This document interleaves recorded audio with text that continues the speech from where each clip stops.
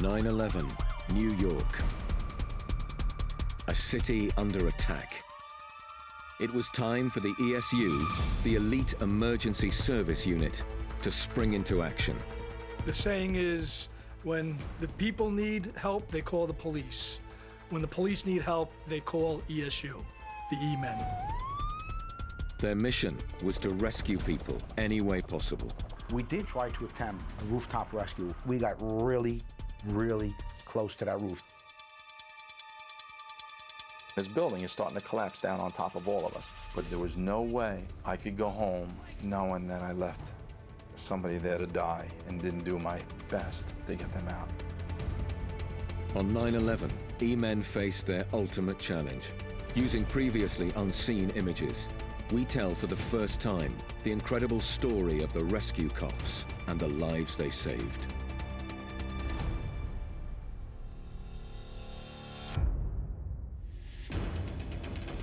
In the late 1990s, there were 38,000 police officers in New York. But just 1 in 100 made it into the NYPD's Emergency Service Unit. The Emergency Service Unit, we're the SWAT and the rescue team. It's an elite group of highly trained, highly motivated individuals who work together as one cohesive unit. We've handled train crashes, people jumping off of buildings and bridges, hostage jobs, barricades, you name it, we've taken care of it. Discipline was paramount with this type of work and the kind of weapons they carried. One moment E-Men could take a life, the next moment save a life. Teamwork was everything. There is a very strong sense of brotherhood because we are a small unit, because we work very close with each other. You get to know each other. You get to know each other's families. You bond with these guys. You depend on these guys for you to look after them and for them to take care of you. And that's what it's all about, taking care of one another. Guys are pretty good. Guys, once you start getting the experience, you can pretty much handle anything that comes along. So you happen to be listening to the traffic channel or whatever, you hear something come over, you just go, you respond, and you go do it. But on 9/11, the E-Men would be pushed to breaking point.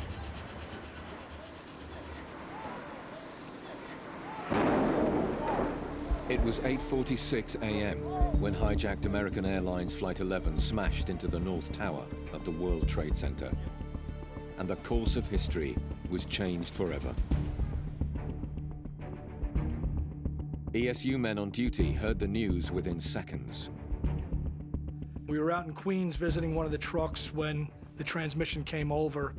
So at that point, we got in the vehicle and started heading from Queens into Manhattan. As E-Men grabbed any vehicle they could find to get to the World Trade Center, an NYPD helicopter was scrambled to investigate the burning tower. It was 8:52. The chopper was piloted by Pat Walsh, with co-pilot Detective Timothy Hayes alongside. I had responsibility for coordinating with people on the ground with air traffic control and emergency service. Pat was just keeping the aircraft pretty much at a stable altitude, nice and slow, so we can just observe. And at one particular point, I just happened to glance out the left window, and I saw something over Staten Island that didn't look right, and it looked like another airplane. And as it was getting closer and closer, I realized it was at the same altitude as us. I said, Jesus, Pat, this plane's gonna hit us. Pat just pulled power, he started to climb, and we looked down, and so this huge commercial airliner doing 600-700 miles an hour flying right underneath us. We looked to the right, I mean, it was within seconds, it just disappeared right into the South Tower.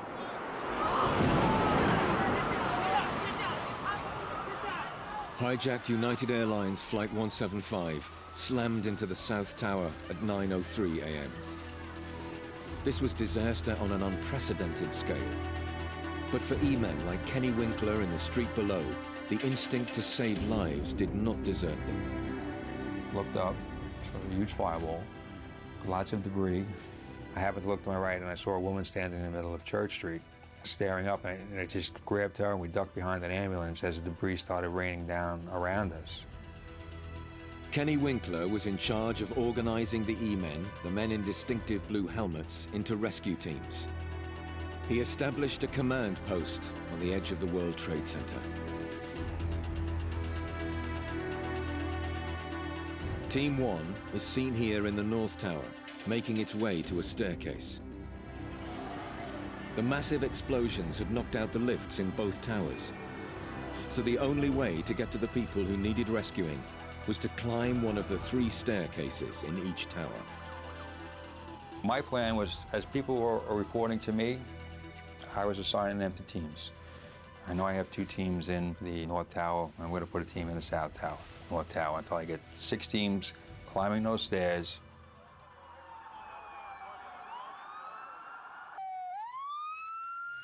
ESU trucks raced against time to get to the command post.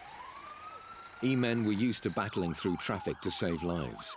But when the second airliner crashed into the World Trade Center, every E-man now knew this was no accident. America was under attack. When I got down to the scene and you looked up and you saw, I can say that, you know, I've done a lot of things in my career as a police officer. That was the one day that I was truly afraid. Evan Schwerner, seen here on the left, had been an E-man for over 3 years. It was a sick feeling. Somebody's actually attacking our country. You kind of make peace with yourself and like, listen, I gotta go. It's my job. We're gonna go in. If we come out, we come out. But we gotta go try to help people. That's our job. Mark DeMarco got to work immediately he arrived here on Vesey Street. When I first pulled up, somebody had yelled to me. They said, there's a guy laying on the sidewalk over here and he's in bad shape. I ran over to him. His back was like raw meat, but he was conscious. Brian McDonald had come running over to me. I said, we got to get the first aid kit and a scoop stretcher. We were trained to rescue people, but this was on such a large scale, you couldn't comprehend what was going on. So like, you just kind of had to focus what was in front of you.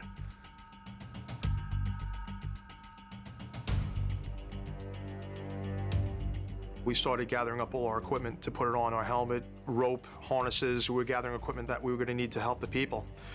And you'd see the people that were there hanging out, and we were used to saving these people, you know, if they were jumpers. And I just looked up and I remembered, I said, I wish I can help you, but there was nothing I could do because the fires were down below them.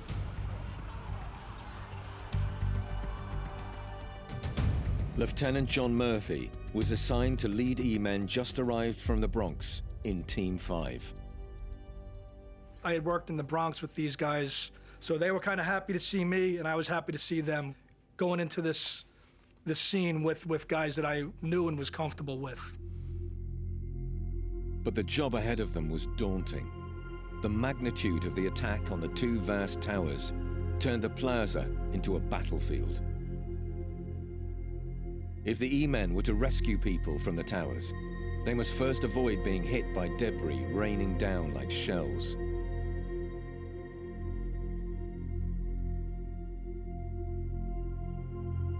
Team 5 was caught here on camera in the World Trade Center.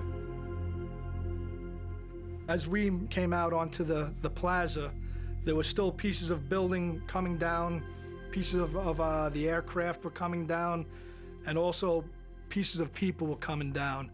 And it almost seemed surreal because we had literally body parts hitting the plaza, and it looked almost like a butcher shop, just looked like pieces of meat. We were trying to use the overhangs of the buildings, and we would spot for each other as we were making our way across the plaza. So if it looked clear, we would call out, and basically you'd run to the next point where you could possibly get some cover. Tragically, people trapped on the upper floors faced an impossible choice: to burn alive or jump. People are landing right where we were, almost feet away from us. It's just inconceivable to comprehend, and your heart just sinks into your stomach. So you can only imagine how bad it's got to be on those upper floors for somebody to want to do that.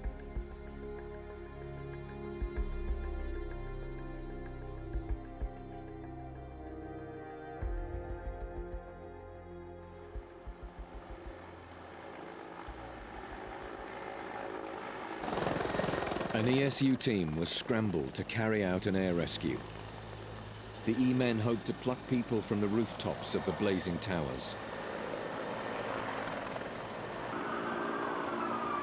But as Bill Kennedy and his team flew towards the infernos, the chance of saving anybody was fast running out. We did focus our energies on the North Tower because we could still see the roof. There was a possibility maybe if somebody made it to the roof. We had a very short window of opportunity if somebody was on that roof, but there was nobody on that roof. And the window of opportunity closed really quickly with the amount of smoke and the heat that was being generated from that fire. But you had people looking at you, people who were restaurant workers, people who were office workers in their suits, people who could have been your brother, your sister, your aunt, your uncle, waving to you, looking at you, waving to you, and you can't do nothing to help them. It was a horrible feeling of not being able to do anything.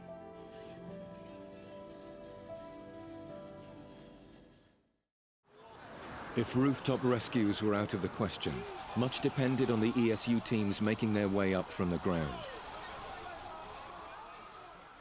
It was 9:40 a.m. Kenny Winkler wanted to know what was happening to his 4 teams in the towers. At that point, I get everybody on the radio. Where are you and who are you with? We had Sergeant Coughlin's team, Sergeant Gillis's team, Sergeant Curtin's team. Everybody responded back to me where they were. And I remember the response from Sergeant Coughlin and Sergeant Gillis's team were in the South Tower, that they were in the 20-something floor heading up, and they were having a difficult time making it up the stairs because of all the people in the stairwell. The stairs were the only way for the thousands of people below the fires to evacuate the buildings. But unlike this training video, progress up and down the stairways was alarmingly slow. It was 9:50 a.m. Sergeant Mike Curtin led Team 3. It included fellow officers Joe Vigiano and John DeLara. He picked Mark DeMarco to join them. They were assigned to climb Stairwell C of the North Tower. As we were making our way up the stairs, people were still evacuating coming down. It was just a constant flow. It was like swimming against the tide, so to speak, pushing past everybody. When we reached the 9th floor, people who were coming out into the staircase, they said, there's a woman inside. She's unable to move. She was very upset. She was overwhelmed with everything going on. So the 5 of us walked over to her. Mike Curtin was giving her some water. Me and Steve Blyer, we told Sergeant Curtin, so we're going to do a sweep of the whole floor. And me and Steve went to get a drink because there was a water cooler. And as we went to take a drink, we heard this rumbling start. It was 9:59 a.m. The South Tower had been burning for almost an hour. Temperatures of nearly 2,000 degrees were gravely weakening its steel structure. I heard a roar, and this noise was so loud that it overtook the rotor of the helicopter. And it just seemed like that tower, it just started churning. And as it started churning, you started seeing dust and debris coming up out of it. Team 5 were 110 stories below out on the plaza. As we were working our way over to Tower 1 and looked up, and it looked like a wave of just black and gray coming from the South Tower. It was the most deafening, horrible noise I've ever heard. I couldn't believe just the sound of it coming down. I mean, being right there. At that point, we turned and we tried to run. The ground underneath our feet was just bouncing and buckling. And as we were making our way, it literally lifted us off the ground and blew us into the wall.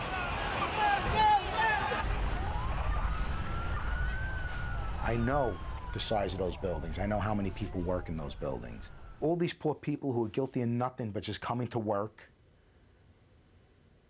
gone. It's gone! The whole tower! It's gone!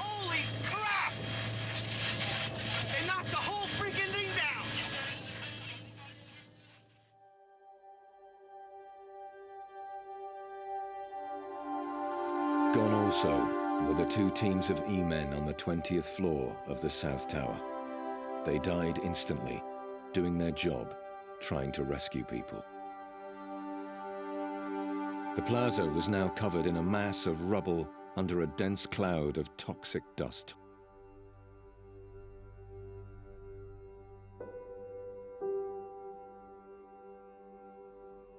At that point, we were in complete darkness. As it was happening, I was kind of surprised that I was still alive at that point.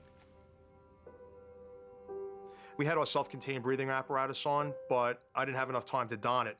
I was breathing out of my glove. I was using it kind of like a filter over my mouth and my nose, just trying to breathe in like that. I pulled off a golf ball size of this mix of glass and debris out of my mouth. And it was at that point I was like, well, I don't think I'm gonna make it through. Incredibly, all of Team 5 survived, protected by the buildings seen here on the right. We kind of felt along the ground, got together, felt for our tools, and we could see a little bit of light starting to break through, maybe about 8 feet up. And we kind of just worked our way towards the light and crawled up the debris pile and back out onto the plaza. The man in charge, Kenny Winkler, also survived, but now he urgently needed to speak to the teams in the North Tower. I was able to duck behind one of the trucks, and immediately as the dust was blowing through the streets, radioing the teams in the North Tower to evacuate. Kenny said, everybody in tower want to evacuate. Evacuate immediately. He says, get the hell out of there now. It was a vital communication. No one in the North Tower stairways realized the other tower had just collapsed. Team 1 was on the 33rd floor. They could make a rapid descent as there were no more civilians in their stairway. But progress was much slower for Team 3 on the 9th floor. Many evacuees still needed to be led down Stairway C. The E-men did their job. I had gone down to the bottom of the staircase. It was the second floor lobby, which was level with the outdoor plaza. As the people were coming down, I would just direct them. I'd say, follow the wall line, because it was very cloudy, dusty. And as they would come out, I would direct them to stay along the wall. When you get to the doorway, I said, run. I said, don't panic. Try not to panic. I said, just run from the site. People emerged onto the plaza, but escape was difficult in the lingering dust cloud. The E-men of Team 5 set to work. They'd come out, they go, where do we go? So we spread out like a human chain of, emergency service police officers, and we're like, go to the next cop over there, he'll show you where to go. They were very distressed, they were crying, and we were just trying to calm them down as quickly as we could and send them off to the next cop in order to get them out. At that time, I'm kind of in communication with my guys and, helping people, but also keeping an eye on where my team is, just because I wanted to keep everyone where I could see them. When I got hit by a piece of steel coming off the North Tower, I was actually talking into my radio at the time, and it clipped the top of my helmet, knocked my helmet off, and the next thing I knew, I didn't even feel it, but my radio was gone, and my hand was hanging and dangling, and arterial blood was just spurting out.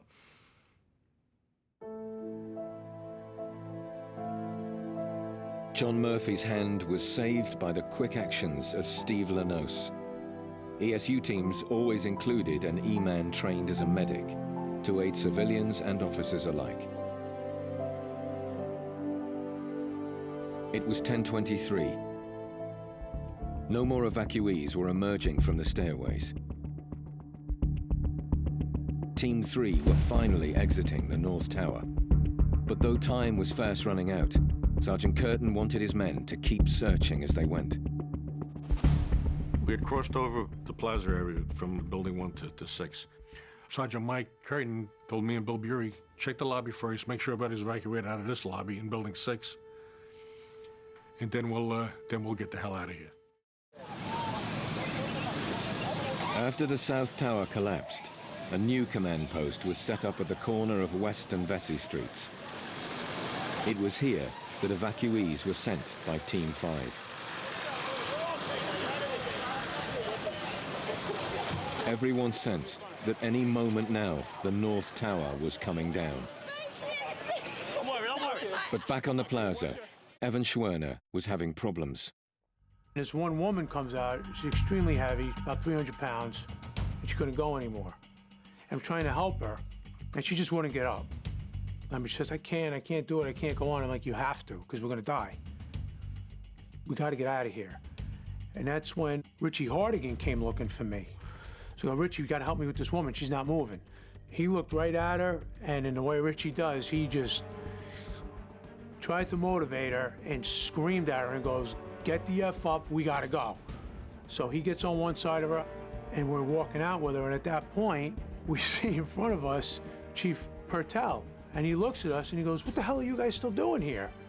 I go, Chief, we gotta get this woman. He goes, get her out of here as fast as you can, you gotta go. So he's screaming at her, Richie's screaming at her, I'm just like, let's go. We took her and we bring her down the stairs and we handed her off to a female Port Authority cop.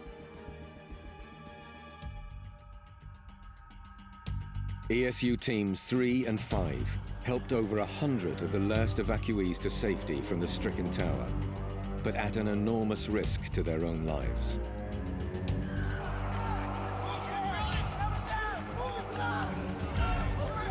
It was 10:28.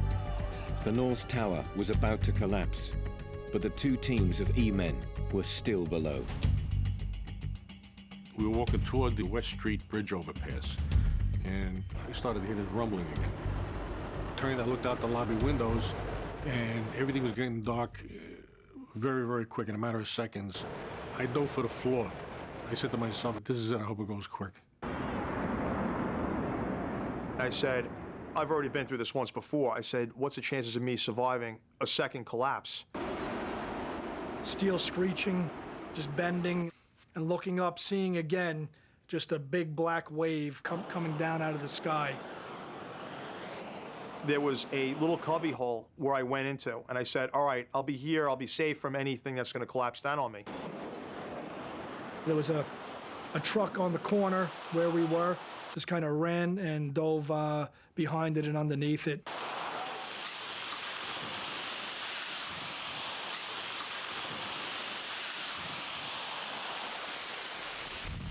As quick as everything happened, everything went dead silent. Everything was black. And for a second, I said to myself, this is what death is? Am I dead?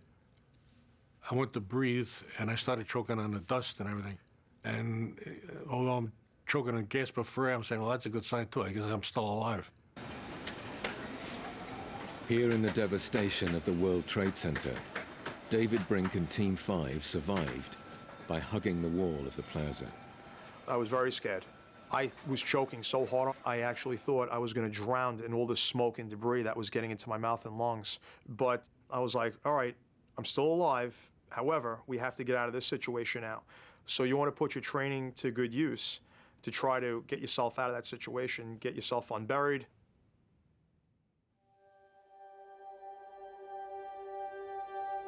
On 9/11, many people died during the 11 seconds it took for the North Tower to collapse. Unbeknown to their brothers at the time, the ESU lost 4 men: John DeLara, Joe Vigiano, Vinnie Dents, and Sergeant Mike Curtin. New York was now a war zone. When the towers came down, just a split second made the difference between life and death. But with all E-men, their motivation to save lives could not be faulted.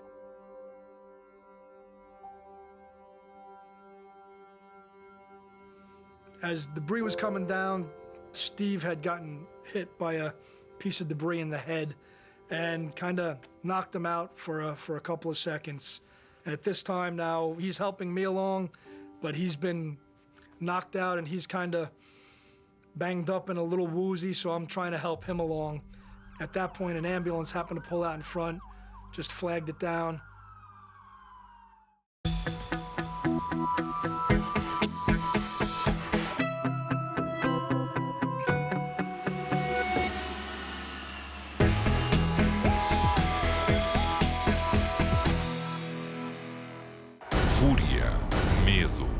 inferno, raiva, dor. O National Geographic leva-o ao coração da Primeira Guerra Mundial. Conheça as estratégias dos líderes. Sinta a impotência dos inocentes. Através de imagens gravadas pelos seus protagonistas em plena batalha. Remasterizadas a cores e em alta definição. Um retrato próximo e humano de um conflito comovedor. Apocalipse da Primeira Guerra Mundial. Estreia segunda às 10h10. Está preparado para ser surpreendido? Às vezes, as coisas não são o que parecem. Pode ser enganado por algo que nem sequer sabe que existe, ou impressionado por algo que não acredita ser possível. O seu cérebro precisa criar e imaginar, e você precisa deixá-lo. Deixá-lo encontrar coisas, criar coisas e divertir-se. Nunca sabe onde ele o poderá levar. Brain Games estreia dia 23 de setembro no National Geographic.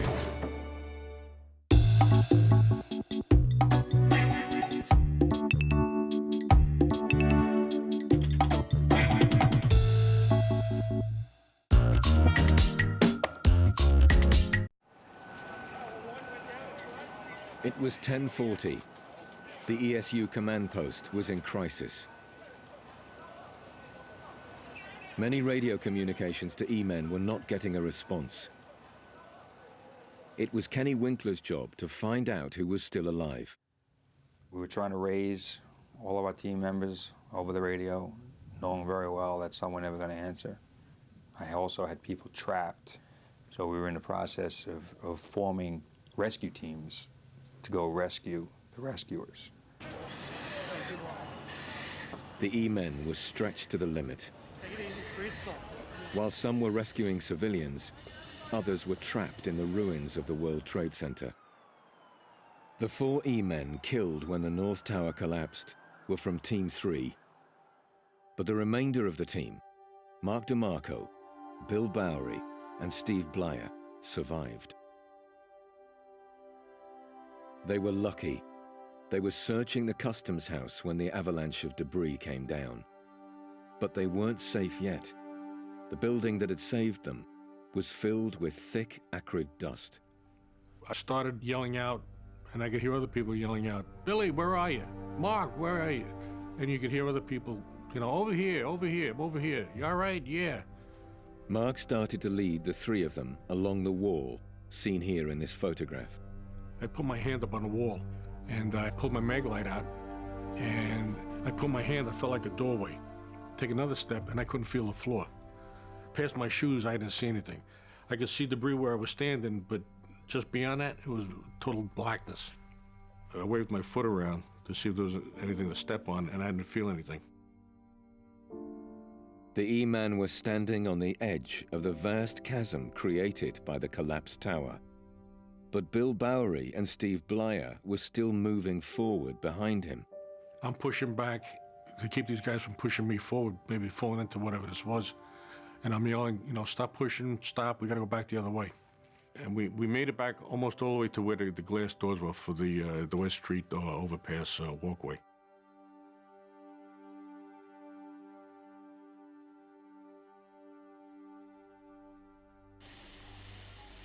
By 11 o'clock, fires were breaking out on West Street. As fresh E-men arrived, the survivors of Team 3 were spotted on the terrace of the customs house. They were helped down onto street level and hosed with water to remove the dust. It was a rescue of the rescuers. We were outside. I want to say we were breathing fresh air and shaking our heads in a state of shock. A couple of guys were hugging each other. For the first time since this whole thing started, I felt safe. I felt it was over. I was able to go home. I was able to see my kids grow up.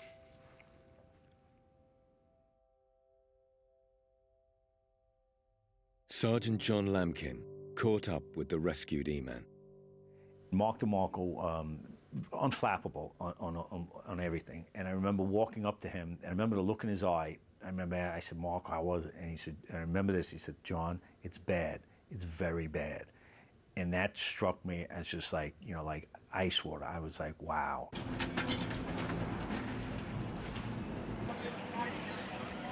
The debris from the destruction of the two vast towers was spread out over a huge area.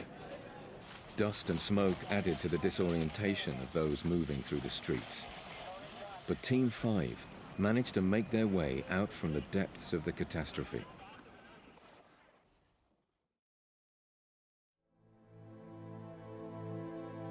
I was very, very relieved that I had come through it, literally unscathed. I was very surprised that I made it through the first collapse. And after the second collapse, the same thing. It was a miracle that we had survived. Me and Bobby were sitting on the ground by a police vehicle, cleaning ourselves off. He was pretty banged up, his elbows were shot. We were drained, everything was out of us. To their superiors, though, at that time, Team 5 were missing in action, feared dead. We heard a lot of radio transmissions that were coming over our portable radios looking for us. Team 5, status report, where are you guys? And we didn't answer them. We were just too busy trying to breathe, and we were hacking. We saw Franco Barbario, and he's like, you guys gotta check in because they think you're dead. I remember him saying that to us. You gotta go. You gotta get over there now because they got to account for you.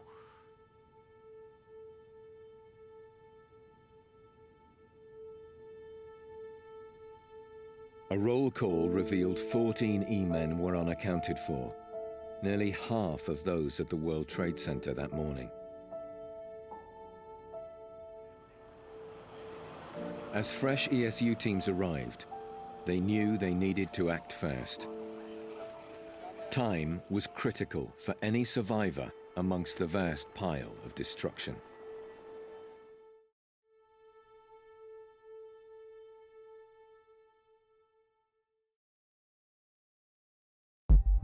We were searching everywhere we possibly could, pushing the limits, certainly pushing the limits of any kind of safety procedures there were. We're just non-existent, throw them out the window.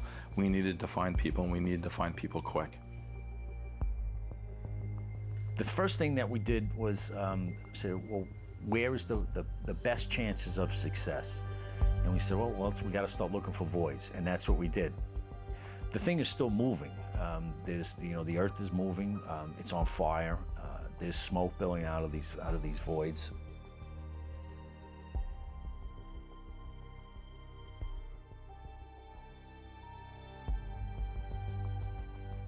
We had access to the Kaloa concourse, so there were areas like where the Borders bookstore was, where there were escalators, where we were able to go down. We were able to go down to where the subway was, or to areas where pieces of steel had crossed, where you could get underneath. And you were able to get to a certain point where you had a complete collapse. You were able to identify floors. Each floor was compacted to probably a space of 12 to 16 inches. And so you couldn't penetrate that with just simple hand tools. But where we could get in, we would take a look. You always have that hope in the back of your mind that there is a survivor in a void. But as the afternoon ticked away, the news was not good. We found plenty of body parts, and we found people that were deceased, but we didn't find anybody that was alive. That was probably one of the hardest things that we were faced with. The hours passed.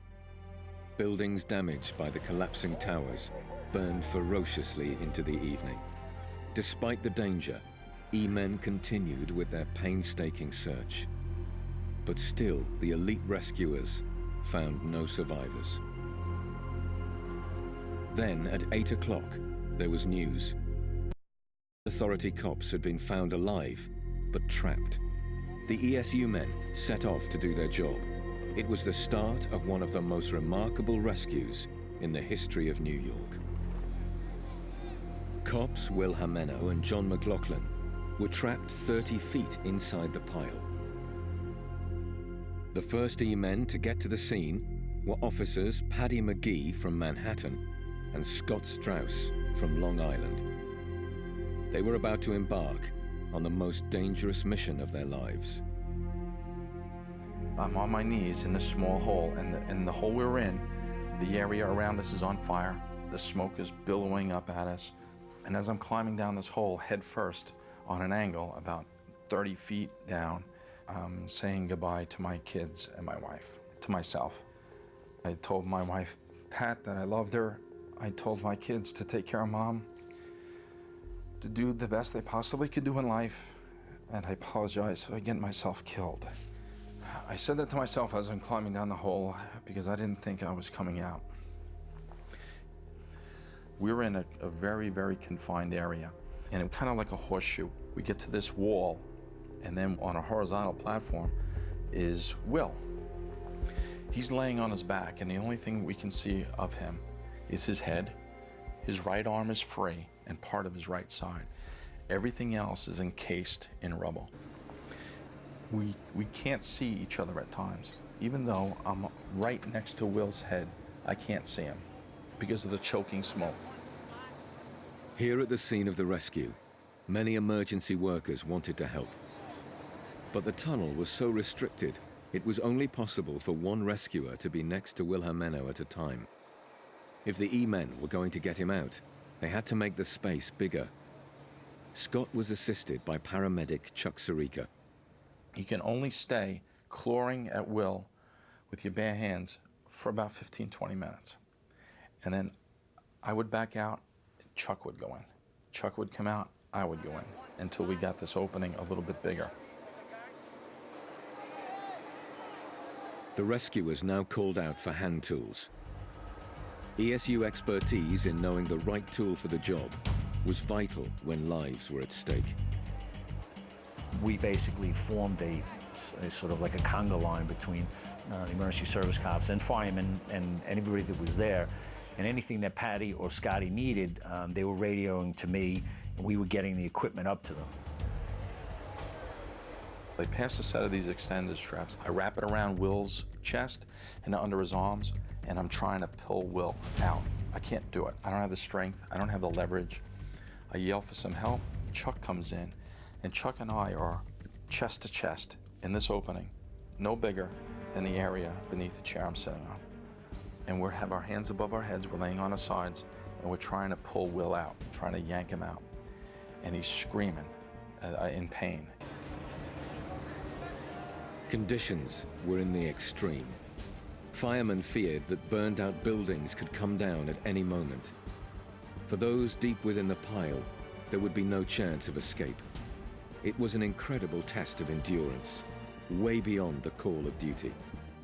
Está preparado para ser surpreendido? O seu cérebro precisa de criar e imaginar, e você precisa de deixá-lo. Deixá-lo encontrar coisas e divertir-se. Brain Games, nova temporada. Estreia dia 23 de setembro no National Geographic. Fúria, medo, inferno, raiva, dor. O National Geographic leva-o ao coração da Primeira Guerra Mundial. Conheça as estratégias dos líderes. Sinta a impotência dos inocentes. Através de imagens gravadas pelos seus protagonistas em plena batalha. Remasterizadas a cores e em alta definição. Um retrato próximo e humano de um conflito comovedor. Apocalipse da Primeira Guerra Mundial. Estreia segunda às 10h10.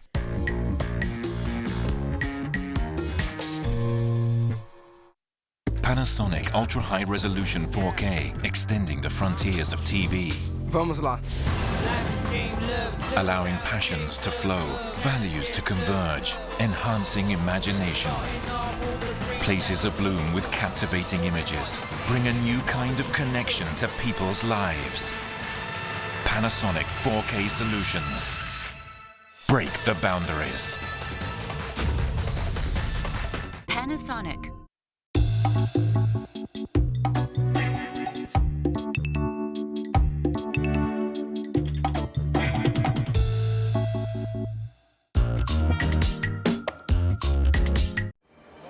The area topside was just as bad as the area in that hole. That hole, that debris pile was shifting, it was on fire, it was continually moving, and there was a point where the rescuers above us and the firemen were saying, guys, get out of there. And this building is starting to collapse down on top of all of us. So they're yelling to us to get out of there. And Will says, you're not leaving me, are you? I go, no, we're not leaving you, Will. You know, whatever it is, you know. One way or another, we're getting you out. Did I want to go? You better believe I did. But I couldn't, because there was no way I could go home and look at my kids and look at myself in the mirror knowing that I left somebody there to die and didn't do my best to get them out.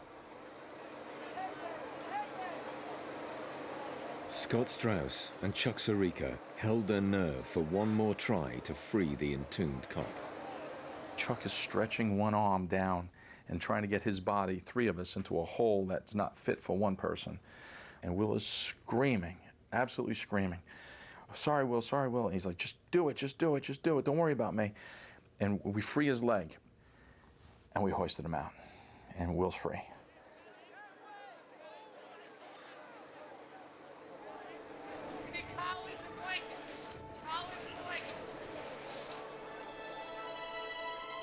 It was 11 o'clock at night.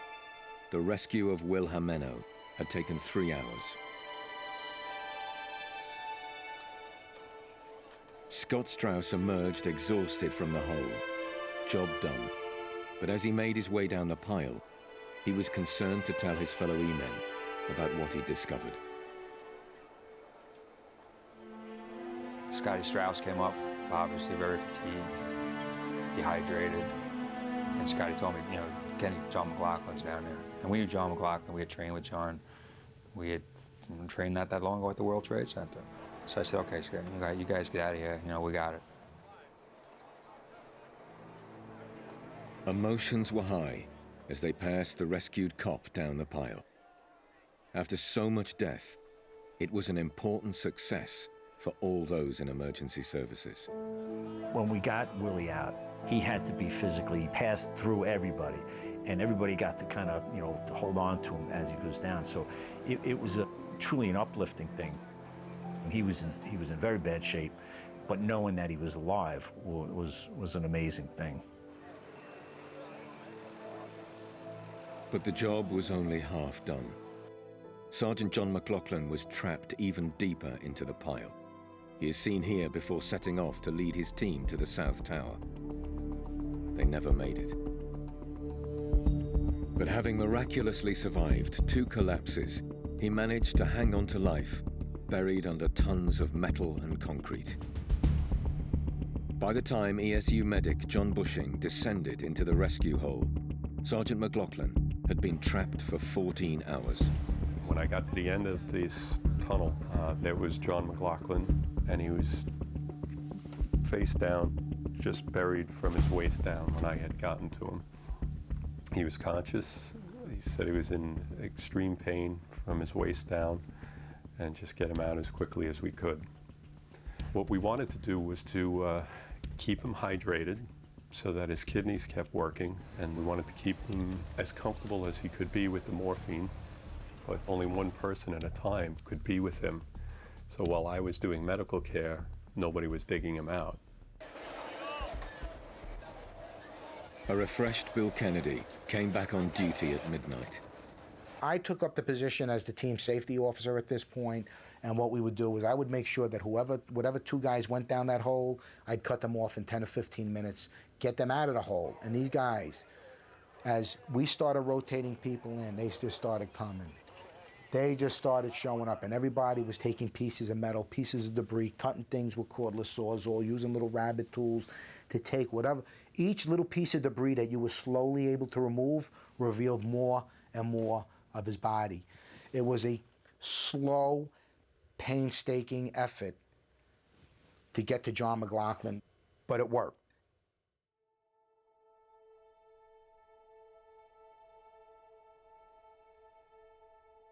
John McLaughlin was finally brought out at 7 o'clock the next morning. With great skill, the E-men managed to save his life and his legs. The rescue of the 2 cops was an extraordinary achievement.